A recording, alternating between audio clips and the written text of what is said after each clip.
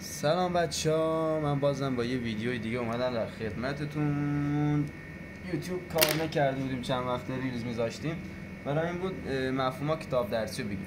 چیزایی که مطلقاً کتاب تستا یعنی بهش میپردازن این موضوعان بچه، یعنی اومدن دسته بندی کردن، تیپ بندی کردن تستا رو. ما به کدوما پرداختیم به طور رندوم؟ ما به مفهوم مسافت جابجایی پرداختیم، تعیین سرعت رو از تندی و به کمک نمودارها و اینا رو گفتیم، محاسبه تندی و سرعت با رسم نمودار از روی معادل حرکت اینم گفتیم، شتاب متوسط و لحظه اینو تو کتاب بررسی کردیم. حالا تستشون نمیخوام حل کنم، میخوام نکته های شتاب رو بگم، چند تا نکته از نمودارها بگم، رسم نمودار بگم که رسم نمودار میفته اینجا، نسب نمودار از روی نمودارهای دیگر. خب میخوام به این امروز بپردازیم اگه وقت بشه.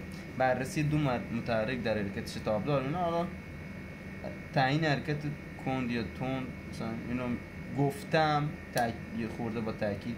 حل مثلا از طریق نمودار ویتی بچه کل کار ما، یعنی ما کل مجموعی میایم از ویتی حل میکنیم 70% سوالا رو، نه همشونو. استفاده از نمودار ویتی و آتی، مثلا اینا رو قراره، یعنی سوالا رو من نمیام بگم این تیپ و اینجوری فقط حل کنید. من هر تیپی اومد دستمون یه الگو میدم دستتون، مثلا میگم بچه‌ها نمیگم دقیقاً اینجور سوالا اینجوری گفته حتما فقط اینجوری حل کنید. یه دید باز بهتون میدم، خلاقیتتون رو باز بذارید. چی میگن؟ نه بیگدار به آب بزنید، نه بگین حتما باید اینجوری حل بشه. از روشی که ساده تری به ذهن تر میاد، چون سوالای این فصل پتانسیل داره از هر راهی بریم. خب حالا یه پوز میزنم بچه ها. خب حالا از اینجا میکنیم بیرون، وارد چی میشیم؟ شتاب متوسط و شتاب لحظی. من اون نکته هایی که توی ریلز گفتم و اینجا یه مرور میکنم بچه ها. میگم که بنویسم سرفصلشو.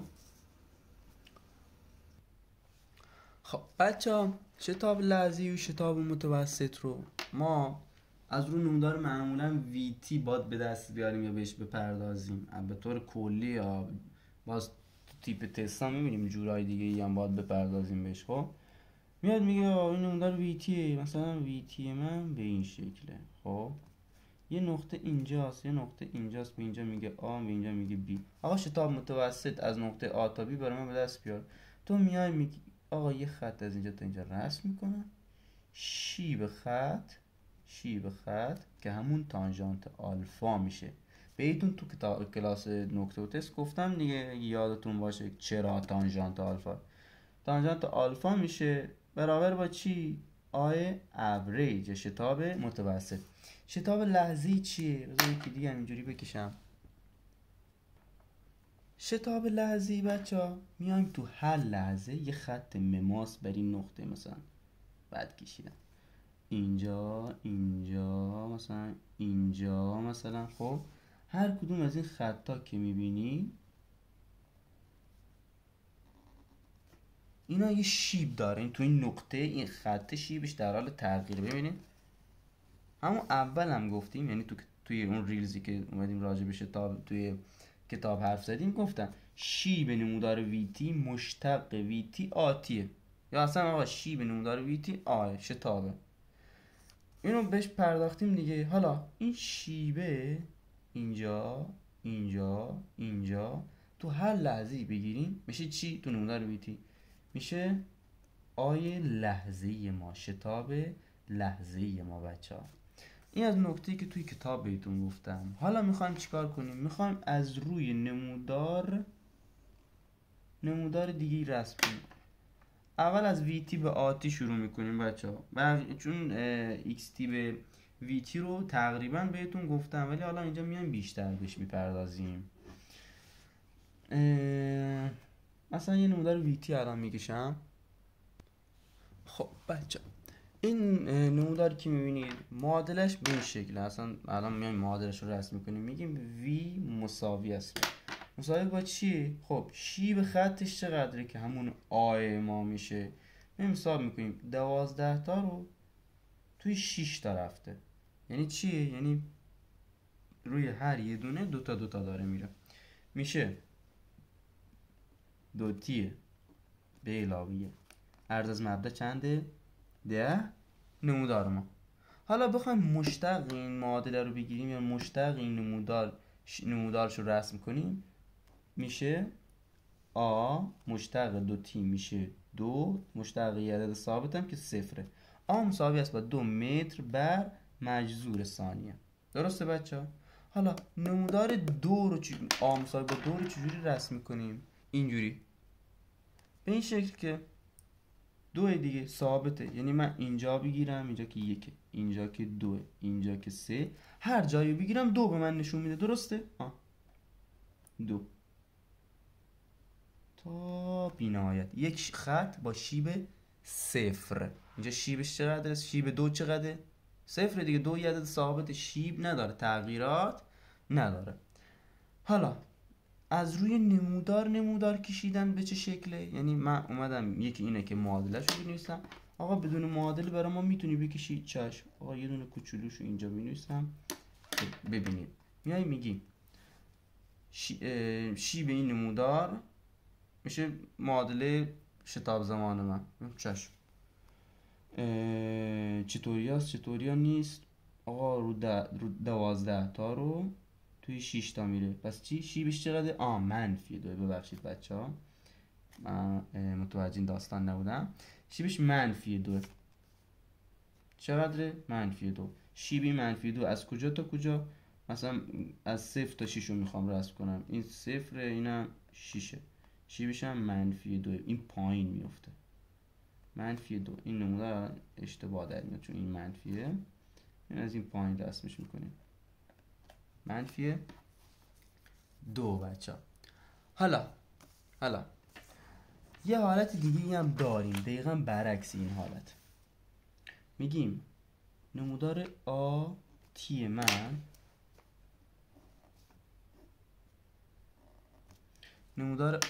من مثلا این قسمتش شتاب تا 3، بعد این قسمتش مثلا شتاب با 1.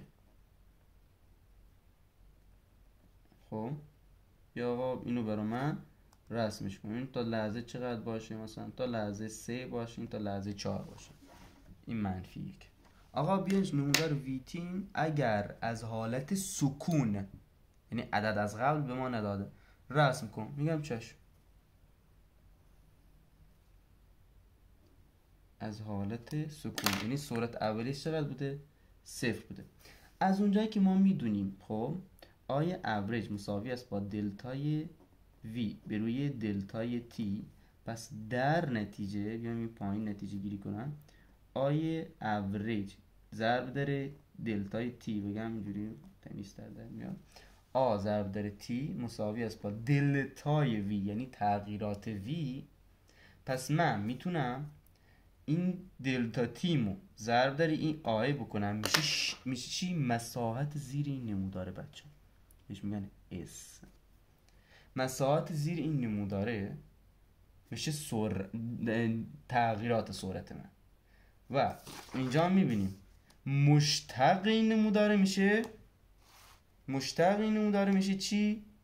شتاب زمان من یا همون شتاب من. مشتق نمودار ویتی میشه آتی یا همون مشتق سرعت میشه شتاب. اما اینجا داریم میبینیم مساحت زیر نمودار آتی میشه چی؟ میشه دلتا تی، دلتا وی، ببخشید دلتا وی. تغییرات سرعت من اینجا چقدر بوده؟ 3 ضرب داره 3. یعنی میام میگم یه خط بکشم، دلتا وی که من برابر است با چقدر؟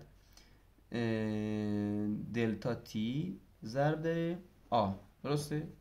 حالا دلتا وی 1 مساوی است با 3 ضرب داره 3 مساوی است با 9 متر بر ثانیه. این تا اینجا درست بچه ها؟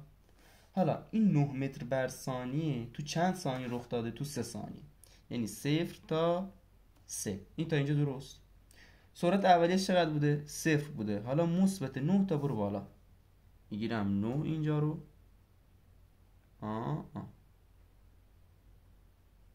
این شد نمودار ویتی این قسمت اولش. قسمت دومش چجوریه؟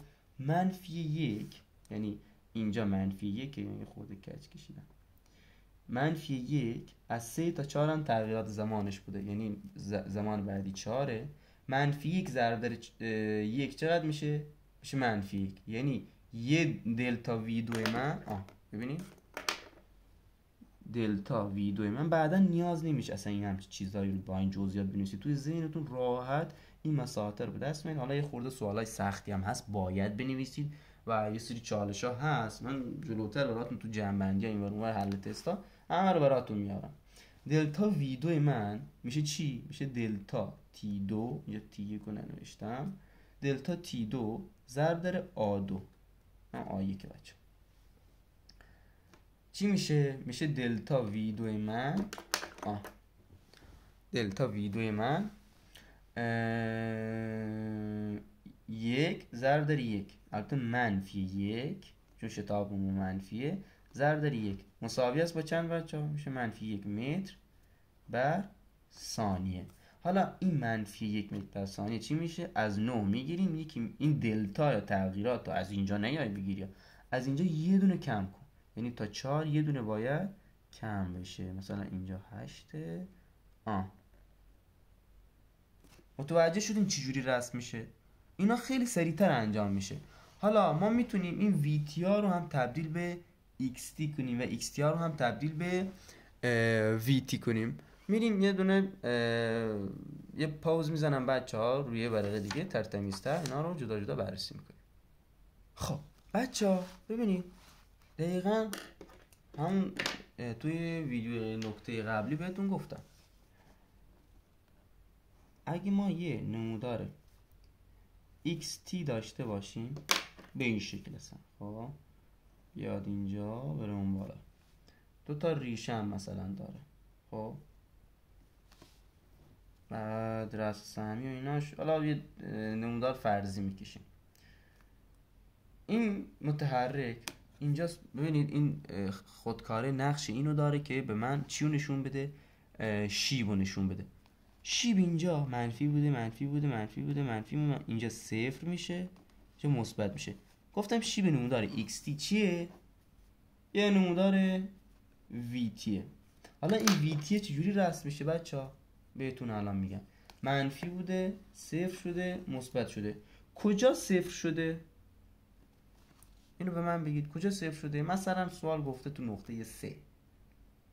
آقا این شیب اولیه چقدر بوده؟ حالا اگه معادله رو به ما بده یا خودمون معادله رو به دست بیاریم یه عددی به دست بیاد. مثلا یه سوال بدم نمیخواد چیزی فرض میکنیم، مثلا من میگم شیبی تو این نقطه منفی 5 بوده، درسته؟